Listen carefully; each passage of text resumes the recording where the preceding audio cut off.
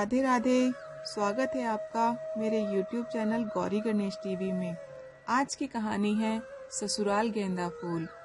लाडो अब पराई घर जा रही है, बहुत सोच समझ कर चलियो। अब समझी, शादी के बाद बहुत कुछ बदल जाता है। बेटी कृति की विदाई से पहले माँ कामना जी नम आँखों से बोली, ओ मम्मा जी, जब घर वो पराया है तो क्यों भेज रही हो मुझे वहाँ? मैं तो सारी उम्र आपके पास रहने को तैयार हूँ। कृति की माँ आंसू पोंछती हुई लाड़ में बोली, पगली, यही तो खासियत होती है हम लड़कियों में। पराए घर जाकर अपनी पसंद भूलकर उस घर की पसंद को वहाँ ऐसी रम जाती हैं कि वो घर पराया नजर ही नहीं आता। तू भी सबकी पसंद अपनाना और सबको अपना बनाना, समझी? और यहाँ की तरह बात बात में अपनी पसंद को आगे मत रखना, सबकी पसंद का ध्यान रखना, यही एक बहू का कर्तव्य होता है। कामना जी बोली। इसी सीख के साथ कृति की विदाई हुई और वो आकाश की दुल्हन बन ससुराल आ गई। कितनी मुश्किल होती है ना एक बेटी के लिए, पराए लोग, पराया घर, सब कुछ पराया सा, जिसे अब सारी उम्र उसे अपनाना है। भले वो घर उसे अपनाए ना अपनाए, उसे सबको अपनाना ही है। स्वागत है आपका आपके नए घर में भाभी। घूंघट में सुकड़ी कृति को द्वार पर अपनी शादीशुदा इकलौती ननद आंचल की आवाज सुनाई दी।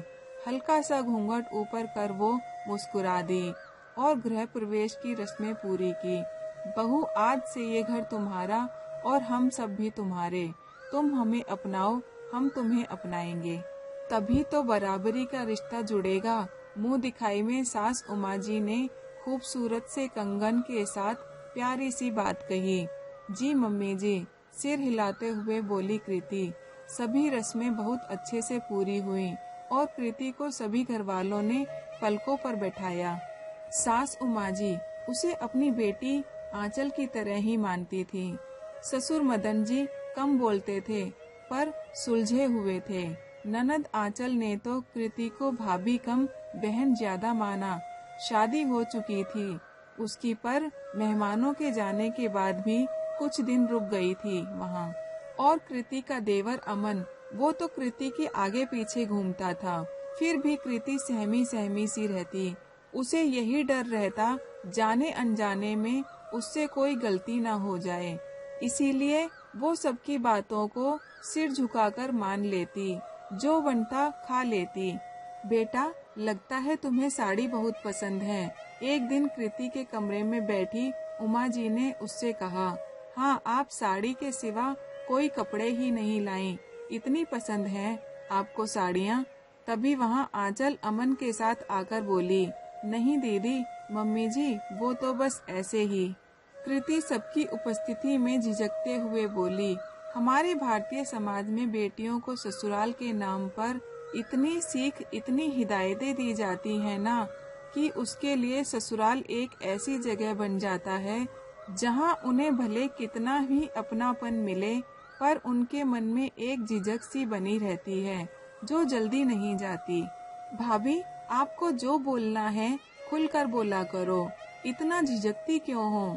ये आपका अपना घर है, हम सब आपके अपने हैं। मेरी मम्मा को तो बातों की इतनी आदत है, मेरे जाने के बाद बेचारी अकेली हो गई थी। जब से आपसे रिश्ता जुड़ा है तब से कितना खुश हैं कि बहू से जी भर के बातें करूंगी, पर आप तो कितना कम बोलते हो। आप क्या अपने उस घर में भी ऐसे ही चुप चुप रहते हो? उसकी झिझक देख आंचल प्यार से बोली, दी, लगता है भाभी को हम लोग पसंद नहीं आए, या फिर उनके कमरे में हमारा आना पसंद नहीं आया। क्यों भाभी? मस्त मौला अमन कहाँ चुप बैठने वाला था, उसे तो भाभी को छेड़ने का मौका मिल गया। नहीं नहीं, ऐसी बात नहीं है, मुझे बहुत अच्छा लगता है आप सब मेरे पास आए। रही साड़ी की बात, मुझे तो साड़ी बिल्कुल पसंद नहीं, पर मम्मा ने कहा ससुराल में अपनी पसंद नहीं देखी जाती। वहाँ जो ससुराल वाले चाहते हैं पहनना पड़ता है, जो उन लोगों को पसंद हो वही बनाना खाना पड़ता है।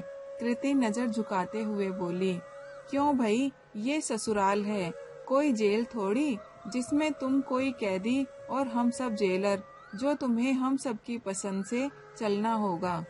अरे तुम एक जीती जागती इंसान हो, जिसके अपने ख्वाब अपनी पसंद है। जैसे हम अपनी मर्जी का खाते पहनते, वैसे तुम्हें भी हक है। उमा जी बोली, और नहीं तो क्या। वैसे मम्मा, आपने जेलर वाली बात खूब कही। भाभी हमें वही समझती हैं, तभी तो ऐसी सहमी सी रहती हैं। हमारे सामने आंचल बोली, नहीं नहीं, ऐसा नहीं, बस वो मम्मा ने हिदायत दी थी ना, तो मुझे लगता था आप लोग मेरी किसी बात से नाराज ना हो जाओ। कृति बोली, हाँ हाँ हाँ भाभी, आप भी ना। वैसे मम्मा, आप इतने सारे जेलर और एक कैदी, वो भी इतनी मासूम और प्यारी सी, ये तो नाइंसाफी है। अमन हंसते हुए बोला, शैतान बहुत छेड़ रहा है। भाभी को चल अब उसे बाहर घुमा ला और उसकी पसंद के कुछ सूट दिला ला। आंचल भी तुम लोगों के साथ चली जाएगी और आकाश को भी फोन कर देना, जल्दी आ तुम्हें ज्वाइन कर लेगा। खाना बाहर ही खाकर आना तुम लोग, यही तेरी सजा है अब। उमा जी बेटे का कान खींचती बोली, अरे वाह मम्मा, ये तो बड़ी खूबसूरत सजा है। हाँ तो भाभी जान, आप क्या खाना पसंद करेंगी? अमन बोला, जो आप चाहें। आदत से मजबूर कृति बोली, हे भगवान। अमन और आंचल दोनों सिर पीटते हुए बोले। तो सब खिलखिला दिए, जिसमें सबसे तेज हंसी कृति की थी। शादी के बाद पहली बार जो खुलकर मुस्कुराई थी, वो भी अपनी मर्जी से। इतना प्यारा ससुराल जो मिला था। दोस्तों, हम भारतीय परिवारों में शादी के समय लड़की को कितने हिदायतें दी जाती हैं। ऐसा नहीं करना, ये नहीं पहनना, वो नहीं करना, मतलब कि जैसे अपनी मर्जी से जीना ही नहीं। माना कुछ ससुराल में बहुओं पर पाबंदी होती है, पर सब में नहीं। लेकिन बहू पूर्वाग्रहों से ग्रसित हो, सबको जल्दी से अपना नहीं पाती और रिश्तों में एक खिंचाव सा बना रहता है, जो गलत है। माना कुछ के लिए ससुराल कांटों की सेज सा होता है, पर कुछ के लिए ससुराल गेंदा फूल सा भी होता है। तो आपको ये प्यारी सी कहानी कैसी लगी? कमेंट बॉक्स में जरूर बताएं और मेरा चैनल लाइक करें, शेयर करें, सब्सक्राइब करके बेल आइकन के बटन को जरूर प्रेस करें, जिससे आने वाली हर कहानियाँ आप तक सबसे पहले पहुँच सके। मिलते हैं और नई कहानियों के साथ। राधे राधे।